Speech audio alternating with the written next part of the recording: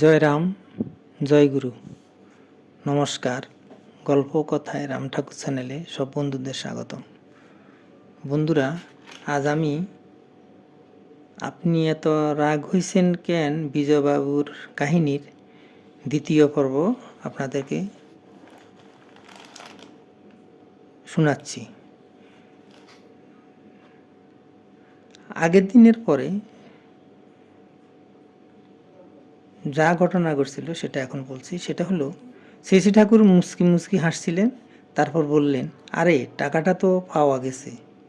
শ্রী ঠাকুর ওই টাকা সম্পর্কে বিস্তারিত সব বলে গেলেন। যে ভদ্রলোকের নিকট ওই টাকা ছিল তার নাম শ্রী বলু দাস। বাড়ি কৃষ্ণনগরেই, অর্থাৎ বিজয়বাবুদের কৃষ্ণনগরের বাড়ির খুব বেশি দূরে নয়। ওই ভদ্রলোকের একটি লন্ডি আছে। শ্রী ঠাকুর বললেন, ওই ভদ্রলোক 120 টাকা 3 মাস যাবৎ পকেটে রাখছেন। প্রয়োজনে তিনি 20 টাকার নোটখানা ভাঙাইয়া 20 টাকা খরচ কইরা 2টা 10 টাকা রাইখা দিছেন। আপনি গিয়া বললে পরেই টাকাটা দিয়া দিব। স্বপ্নে তিনি দয়াল ঠাকুরের দর্শন পেলেন এবং ঠাকুরের শ্রীমুখের বাক্য সত্য। অতএব ঠাকুর যা যা স্বপ্নে বলে গেছেন ওইগুলি দ্বারা সবই তো জানা গেল।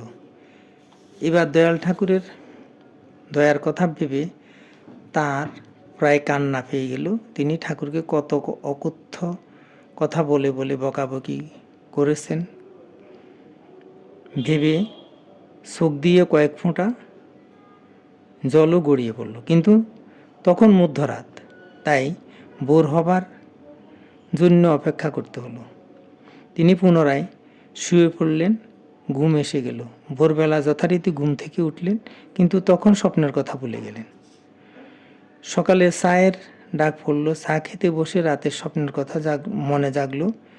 তখন তার হাসি পেল এই ভেবে যে বোধহয় বায়ুচড়া থেকে ওই রকম আবোল তাবোল স্বপ্ন দেখেছেন।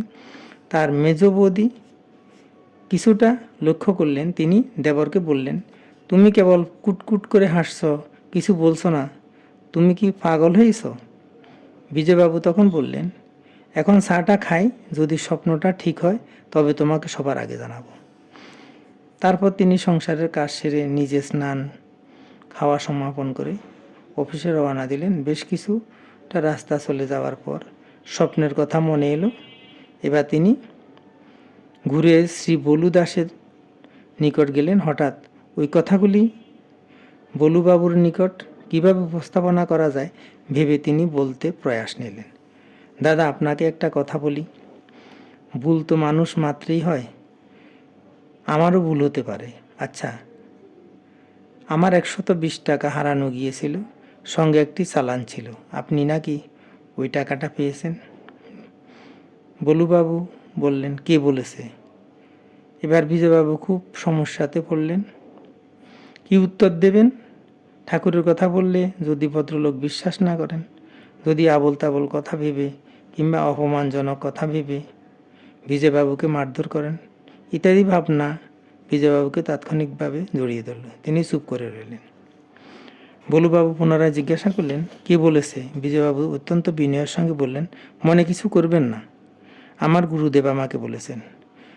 বলুবাবু বললেন, আপনার গুরুদেব কে? বিজয়বাবু বললেন, আমার গুরুদেব শ্রীরাম ঠাকুর। বলুবাবু এবার হতচকিতের মতো বিজয়বাবুর দিকে তাকিয়ে রইলেন। অন্যদিকে বিজয়বাবুও কি বলা যায় ভেবে বলুবাবুর দিকে তাকিয়ে রইলেন। বলুবাবু পুনরায় প্রশ্ন করলেন, কত টাকা? বিজয়বাবু তখন বললেন, 100 টাকার একখানা নোট আর 20 টাকার একখানা নোট। শ্রী ঠাকুর বলেছেন যে 20 টাকার নোটখানা নাকি আপনি প্রয়োজনে খরচ করে পুনরায় 2টো 10 টাকার নোট রেখে দিয়েছেন। শ্রী ঠাকুর আরও বলেছেন যে আপনি নাকি ওই টাকা নিয়ে 3 মাস যাবৎ ঘুরছেন। এবার বলুবাবু বিজয়বাবুকে 120 টাকা দিয়ে দিলেন। হাতে টাকা পেয়ে বিজয়বাবুর হাত পা কাঁপতে লাগলো। তিনি শ্রী শ্রী রাম ঠাকুরের অসীম দয়ার কথা ভেবে যেন কুল পেলেন না। তিনি মনে মনে ঠাকুরকে বলতে লাগলেন, হাই, তুমি আমাকে আগে জানাইলে না কেন? সেদিন তিনি খুব প্রফুল্ল অন্তরে অফিসে গেলেন এবং অফিসে গিয়ে এই ঘটনাটি বললেন। শ্রী শ্রী রাম ঠাকুরের দয়ার কথা শুনে সকলে চমৎকৃত হয়েছিলেন। আমিও তার মুখে ঠাকুরের কথা শুনে অন্যদের মতো চমৎকৃত হলাম। শ্রীরাম ঠাকুরকে লোকে বলে দয়াল রাম। সত্যই ঠাকুরের দয়ার সীমা নেই।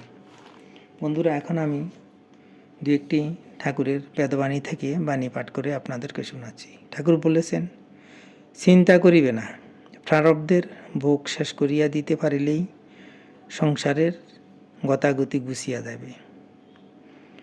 ঠাকুর আবার বলেছেন, চিন্তা করিয়া ফল কি হইতে পারে? অদৃষ্ট চক্রে সকলেই ভোগের পাশে বদ্ধ থাকিয়া শান্তি অশান্তি তরঙ্গে ঘুরিয়া বেড়ায়। কেবল চেষ্টা করিয়া যাইতে হয়, ফলাফল অদৃষ্ট। বন্ধুরা, আজ এ পর্যন্তই। আগামী দিন আবার শ্রী শ্রী ঠাকুর সম্পর্কে গল্প বাণী নিয়ে আপনাদের সাথে থাকব। বন্ধুরা, চ্যানেলটি যদি আপনাদের ভালো লেগে থাকে তাহলে সাবস্ক্রাইব করে পাশে থাকবেন। আর নতুন বন্ধু হলে সাবস্ক্রাইব করতে ভুলবেন না। বেশি বেশি লাইক, শেয়ার, কমেন্ট করবেন। ধন্যবাদ, ভালো থাকবেন। জয় গোবিন্দ, গুরু কৃপায় কেবলম।